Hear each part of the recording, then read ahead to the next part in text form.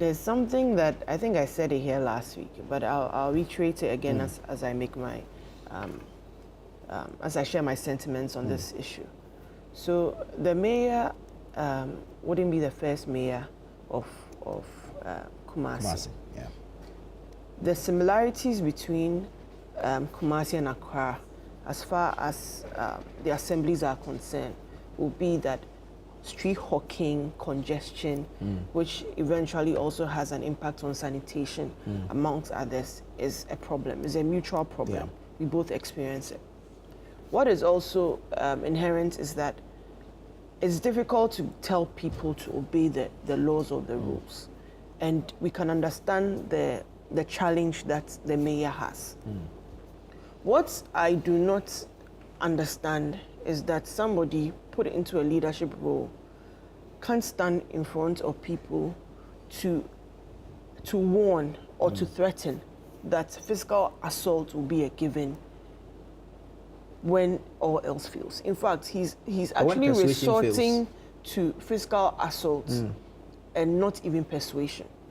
And I'm shocked to hear that when he was called, he reiterated the position that yes, indeed, he will lash them. He's assumed the position in 2 weeks. Truth be told, he should have been the shortest serving appointee in this government.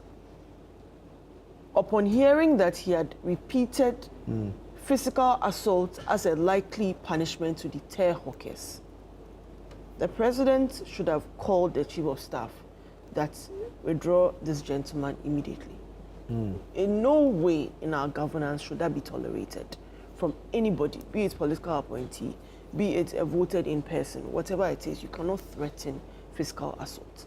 Mind you, the painful thing about these, the hawkers is lack of alternative means of livelihood. So most of them are quite vulnerable. If they don't take to the streets, they're not going to earn a keep. They're not going to eat for the day. So how do you balance that? Humane strategies coupled with the law to find a solution. Now, if you say you're going to beat them, I don't think he's strong enough to take on hawkers to beat themselves. Meaning that he's going to set up a task force outside of the police, who he's also said he doesn't trust because it will cost him. So it's not an avenue to create work for their people again, as we've seen them do. Actually, he said he has boys already. Yeah, good. He has He boys. okay, So, so he has his own task force. So he has his task force of macho men who are, so macho governments, anything you do, they threaten you. From political appointees who threaten, and in fact, just the other day, there was a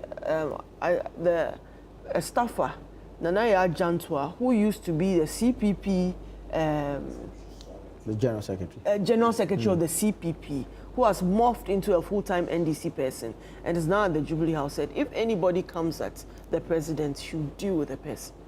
What sort of situation But are we dealing with able... the person could mean anything. It could mean several things. Please, dealing, look, when even she herself, she sat in studios talking about the president, the former president, in the most uncharitable of ways, and she did it consistently and repeatedly. Nobody came to warn her directly. So she should be okay. She should understand that being in a leadership role, people will criticize you. I'm sitting here.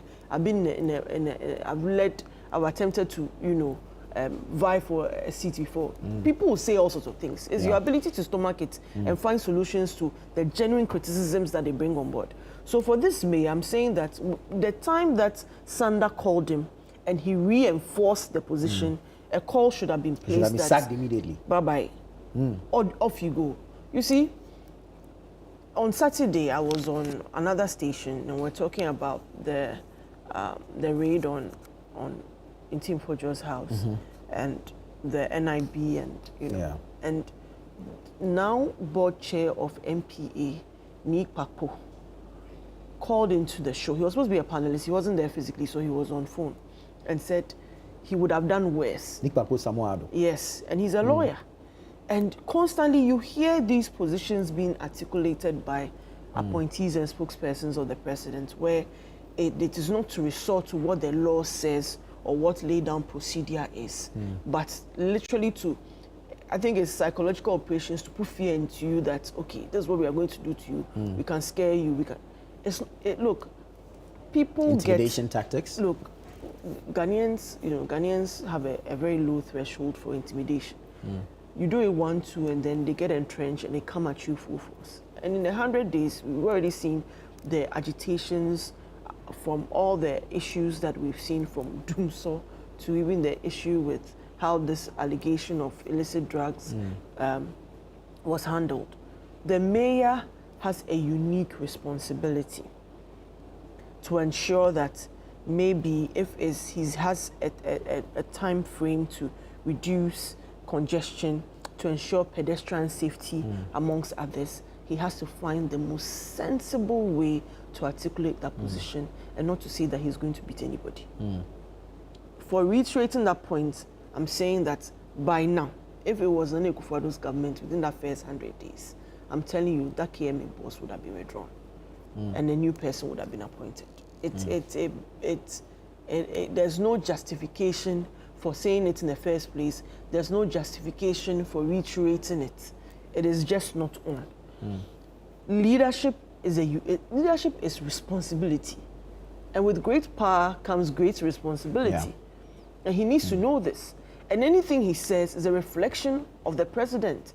Is the president okay with a mayor saying that we'll beat people who do not conform, citizens who could even possibly have put them into the position they are?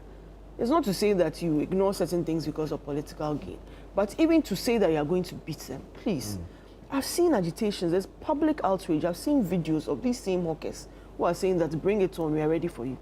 That's not the situation you want. We already have conflict in one region we can't even get a handle on.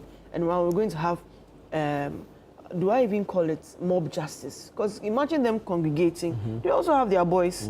Hawkers also have their boys. You have your boys, you have their boys. Imagine them clashing. What will be the fallout? It's going to be a very nasty scene. So to avoid it, he needs to show great leadership. And I say, and I believe, that if indeed this government is paying attention, this gentleman would have been withdrawn immediately. Elvis.